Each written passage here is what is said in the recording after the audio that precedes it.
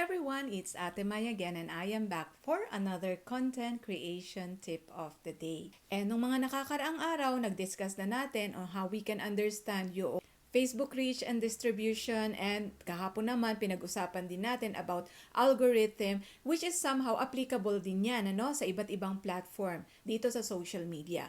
Now, since you're already a content creator sa Facebook, merong mga dapat tayong gawin para ma-maximize natin yung potential earnings natin in the future once na nag-take off na yung ating page or yung ating mga contents, okay? So, bigyan ko lang muna kayo ng a little bit of a background para malaman nyo lang or maintindihan nyo bakit ako very passionate na i-encourage talaga lahat na mag-focus dito sa content creation, Yes, for sure, sa una talaga, ang makikita nyo, sense lang naman yung kita dyan.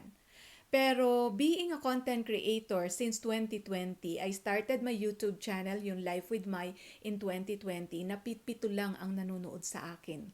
And then eventually, kaka-upload ko, nagkaroon siya ng traction, meron akong content na nag-viral, and then suddenly, yun yung sinasabi ko, na kada refresh mo na, dumadami na yung subscribers mo, dumadami na yung views mo, and eventually, nakaka-generate ka na ng income, okay?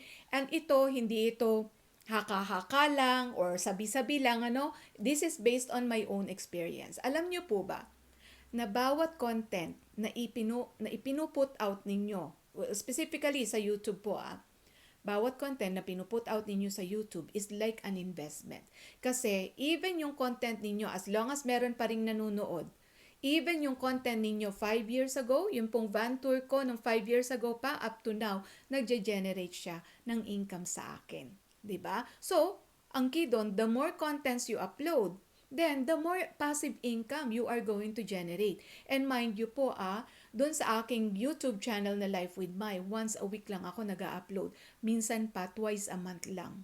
And eto po, yung pinakamalaking income na nakuha ko just recently, nung kakabalik ko, I'm not really comfortable talking about the income here, but para lang po ma-inspire kayo, eto po yung pinakamalaki na na-generate ko na. And that is by uploading po ng once a week, sometimes twice a month lang. Okay? Paano pa kaya kung ide-daily natin, 'di ba? So since monetized na yung aking YouTube channel, what I did is I focused on trying to get my page monetized. Ito na nga po yung page na to. Na recently lang po na monetize nung nag-focus ako. Dati po kasi it's a business page, pero nung business page siya kasi puro about the business nilalagay ko.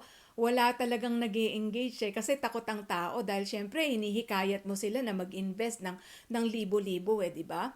Mas madali po pala na makahikayat ng manunood sa'yo kesa manghikayat ng mag-i-invest sa'yo. And you know what I did?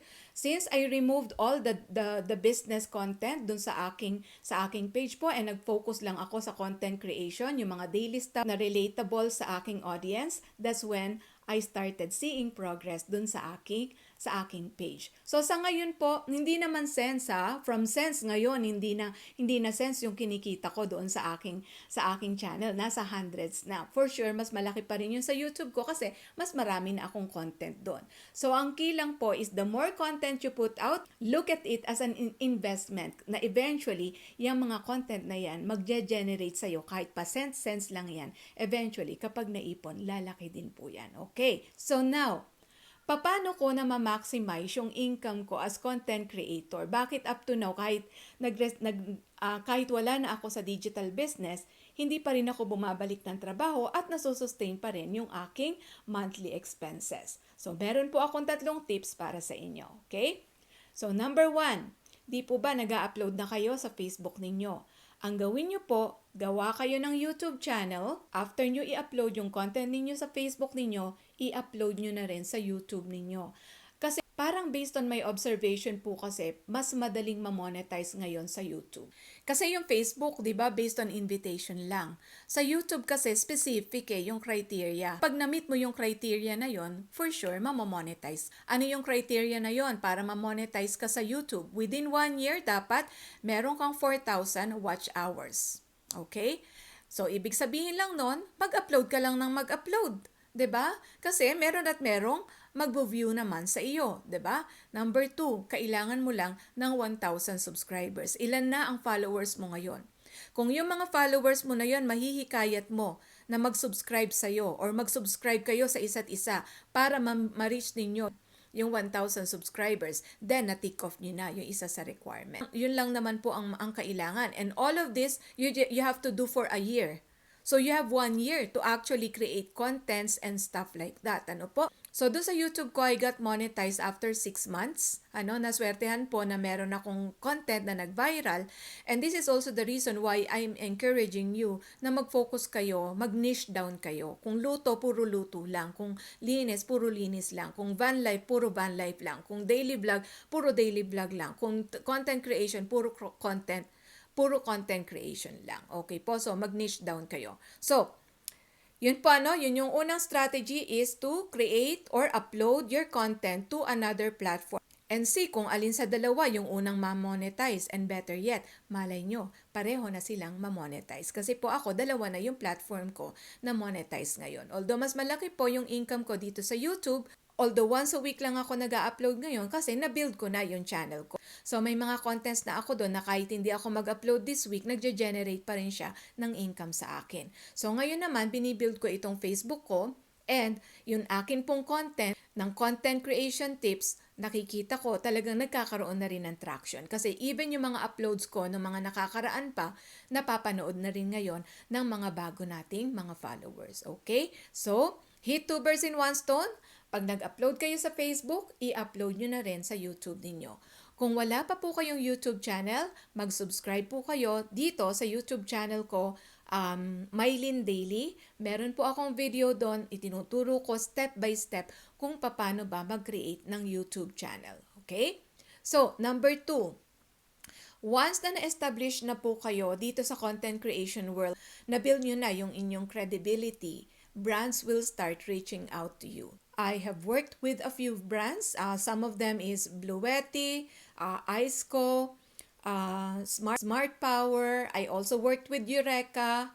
Ang maganda doon, papadala nila kayo ng mga free stuff, Yung pong Bluetti ko, ilan na yung pinadala nilang units sa akin, hindi po biro yun, So yun, makakakuha. And ngayon po, meron akong another collaboration with a famous brand na for sure kilala nyo lahat. May mga ilan lang kami mga fina-finalize na details, and na I'm very excited po kasi dito, yung mga products talagang magagamit ko pang araw-araw, hindi lang sa van life ko, kundi sa bahay, 'di ba? So ayun, So brands will start reaching out to you and collaborating with you. And from there po, eventually, babayaran na rin nila kayo. May kontrata na kayong pipirmahan na, let's say for example, for every upload, ganitong amount yung ibabayad nila sa inyo. So far po, pinakamababa na bayad sa akin is 300 for a 3-minute video. Yung isa naman po ay 600. Ang pinakamalaki po ay nasa 1,500. Isang buong kontrata na po yun. Or in 6 months, kailangan ipakita ko yung product nila sa aking channel. Okay? So ano pa? Eventually po, kapag nakabuild na kayo ng community, makakakita sila ng mga bagay na ginagamit ninyo, then they will start asking, saan mo nabili yan? So now, this is now the time para magkaroon na kayo ng affiliate link. So right now po, I'm also an Amazon affiliate. So dun sa aking van life, maraming nagtatanong sa akin, saan mo nakuha yung bed, saan mo nakuha yung fridge, saan mo nakuha yung power station mo. So for every time po na magkiklik sila at bibili sila dun sa aking link, meron po akong passive income na dumadating sa akin. Ano po? And eventually, ang next plan ko po eventually ay mag-create na ng sarili kong store. Either camping store or home organization store. Dalawa po yan na aking pinag-iisipan. So we have to think long term. Kailangan pag nag-content creation, yes, we will start it from being a hobby, but eventually, you can build a business out of it. A profitable business out of it. Wherein, at the same time, you are enjoying your time freedom, and at the same time, nakakatulong ka pa sa kapwa mo. Okay? So, yun lang po yung mga iba't ibang ways para ma-maximize ninyo yung income ninyo dito sa content creation. Now, I'm not saying na laging consistent ganon, Hindi po ito sapat para i-quit ninyo yung inyong full-time jobs unless meron na po talaga kayong isang channel na consistently nagpapasok na ng passive income sa inyo. And ako naman, nandun na ako sa level ngayon na, kumbaga, I'm doing duplication. So, nag-work ito sa channel ko, ina-apply ko ngayon dito. Okay? And then as we go on, we can explore more platforms like Instagram and then eventually maybe TikTok. Okay? So, ang dami kong sinabi, pero ang very important lang po na gawin nyo muna ngayon. Kapag mag-upload po kayo sa Facebook ninyo, i-upload nyo na rin po sa YouTube ninyo. As long as it's more than 60 minutes po, mako-cover yan as part ng 4,000 watch hours. Hindi na siya mako-consider as shorts. It will be considered as a video, and whatever amount of time po na maiwa-watch nila yung video nyo na yon will be counted towards your 4,000 watch hours. So, wala talagang effort na nasasayang. Ang maganda dito, hindi mo kailangang magbayad ng ads. Hindi mo kailangang mag-invest ng napakalaki. 'Di ba? Ganun din naman. Same effort. But dito, mabagal man ang progress, pero sigurado. Okay? So, sana po ay nakatulong. Rest assured po, nandito ako para turuan kayo ng mga strategies and tips na na-experience ko at nakita ko na nag-work sa akin in my years of experience here in content creation. Okay? Together, we will all win. God bless everyone. Bye for now.